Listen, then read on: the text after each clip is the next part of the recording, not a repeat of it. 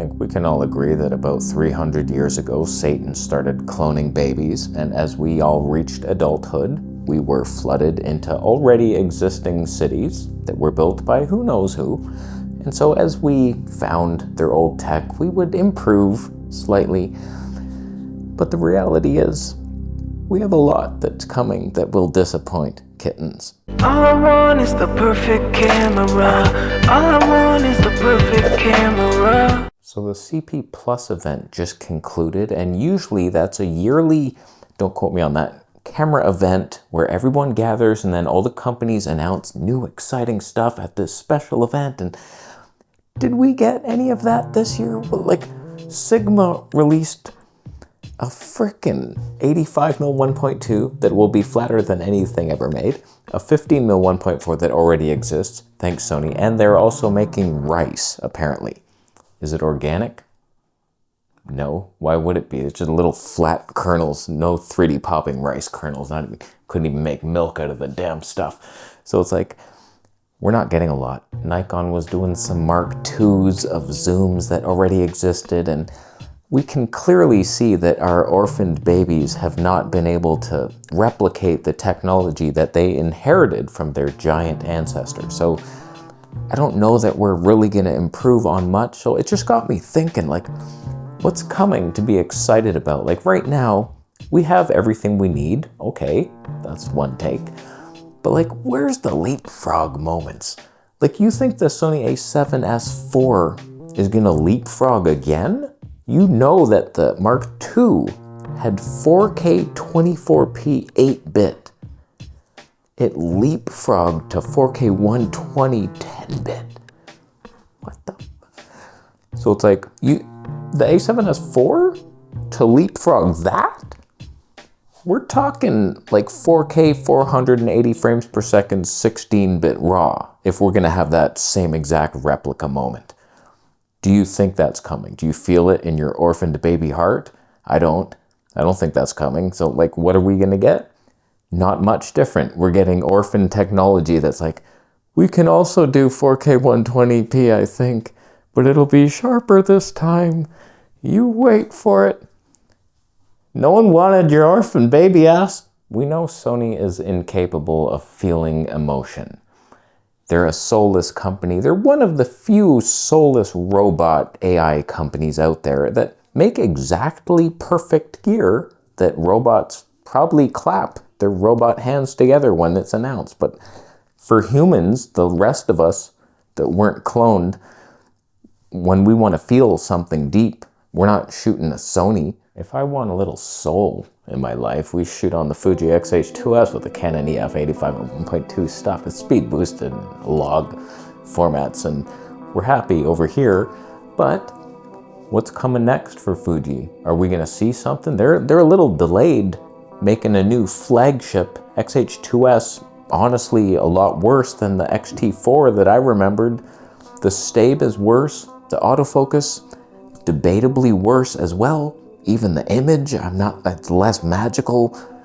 I'm not happy here. I would easily downgrade to an X-T4 with a 100 to 400 if someone was stupid enough to take my setup in return.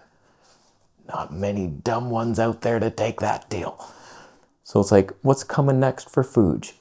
I'll tell you what's coming. More broken ass promises. Just brokenness coming. Like autofocus that, like, you're joking, right? Step, step, step. Don't wake up your mom. Just tiny little steps. Step, step, step. Oh, she heard that. Step, step, step. I don't need any of this vegetable chopping shit. Get your life together and smooth it out for once. Maybe they're working on it. It's highly unlikely. I just want more dynamic range. And yes, I'm aware that these black lines of forbidden nature lead us to nowhere, and I don't know which angle to stand in. It feels like this is more dramatic, but I'm facing the wrong way. Did you lose my ass? Facing the wrong way in my rule of thirds situation, and if I face this way, I lose all sense of dignity. My Rembrandt lighting, totally on purpose, disappears. The answer is increase the ton and you will live. It would be really cool if Fuji just out of the blue, perfected autofocus. And it was like, look, we went to work. By the way, here's a firmware update for all our prior cameras. It's called the Kaizen philosophy, and we're returning to it. So it's like, they actually do it, to where it's like, it leapfrogs a couple companies and it's just under Canon. It's like, now we got it. I would need them to fix their IBIS though. That's the biggest issue, because the XT4, it wasn't great, but it was smooth at least. It warped quite a bit, and it was not great, but it was smooth.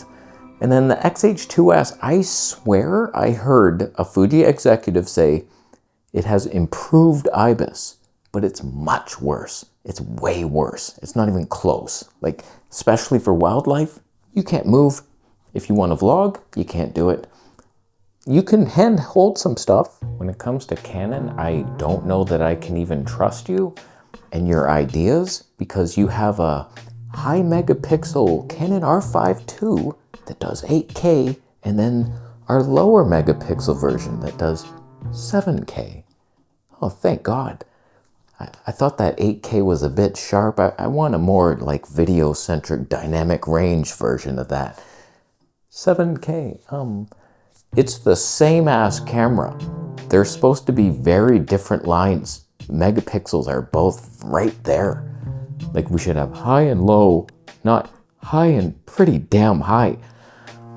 What's Canon gonna do? You know, whatever they bring, they're gonna hammer dent the damn thing, so we gotta get your cinema cams. Canon C70 Mark II, where's that? Are we finally gonna get the full frame DGO sensor from Canon? Of course we're gonna get it. Without IBIS, without something.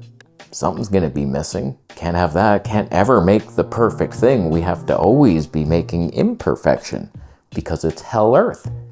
And orphans need love. Canon just released their own article saying, here's our like 23rd year straight of #1 camera brand. And I'm like, nobody believes you. You were #1. If you go to the Olympics, it's probably mostly Canon. But those people are not real people. They're just professionals. What about real people, like the working man? That's not an everyday Canon shooter. Oh yeah, I bought this Canon mirrorless. I needed 8K for filming my frickin' broccoli dinner. Nobody asked you. But each lineup you invent is so deeply cripple hammer dented that I can't even understand why you're removing things. All your vlogging stuff is so basic and annoying. And then you have these high-end options where there's not much difference, and then the cinema cams are lacking hugely in run and gun type needs. What are you even doing? You could solve all this with one perfect camera, but you have many different imperfect ones. Imperfecto. I'm just wondering what's next. Are we gonna leapfrog something soon? Like Nikon, they came out with the ZR, it's great, but like it is a Z6 III, it's not new. You just like, okay, we bought red, we didn't have enough time to put that in the Z6 III, sorry about that. Now it's in there. We took away some stuff, sorry, no viewfinder. Did you need that? The IBIS is worse. Whoops. So like, okay, it's better colors, I appreciate it. It's a pretty cool thing. I need to do wildlife, won't be able to, that's fine. What's coming next? Something very expensive, I imagine. A big red new thing, Komodo X1 Mark III. It's like a new thing that's very expensive, and it has some Nikon autofocus, but it's mostly red and it's $25,000.